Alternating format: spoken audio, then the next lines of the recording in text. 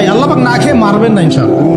রিজিক আছে, খাবো ইনশাআল্লাহ, কিন্তু হয়তো বা অভাব হবে, টাকা পয়সা একটু কম হতে পারে, অন্যের 10 তলা ফ্ল্যাট হবে, আমার হবে না, ঠিক আছে, অন্যের এত বিঘা বিঘা জমি আমার হয়তো হবে না, কিন্তু ইনশাআল্লাহ তাআলা এই যে দুনিয়ার মুসাফিরের জীবনটা, এটা মুসাফিরের জীবন না, মুসাফিরের জীবনটা কেটেই যাবে ইনশাআল্লাহ।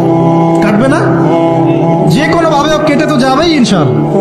এই যে পরকালের জীবনটা একটা চেতনার শক্তি, জানেন, দুনিয়াতে যত বাধা বিপত্তি আসুক, গাল মন্দ খান, গীবত তহমত খান, কষ্ট হোক, নির্যাতন হোক, একটা বিষয় মনের মধ্যে শান্তি দেয়। কি শান্তি? যে এই দুনিয়ার জীবনটা তো আর চিরস্থায়ী নয়, এটা তো আর সারা জীবন থাকবে না। ইনশাআল্লাহ এই অবস্থা আস্তে আস্তে পরিবর্তন হয়ে যাবে। ফাইন্না মাআল উসরি ইউসরা, পরকালে ইনশাআল্লাহ পাবো, দুনিয়াতে না পেলে কি হয়েছে, পরকালে পাবো ইনশাআল্লাহ। যুবক ভাই, এসব জেনা ছেড়ে দেন, আল্লাহ রাব্বুল আলামিন আপনার জন্য হুর রেখেছেন জান্নাত, ইনশাআল্লাহ পাবেন ইনশাআল্লাহ।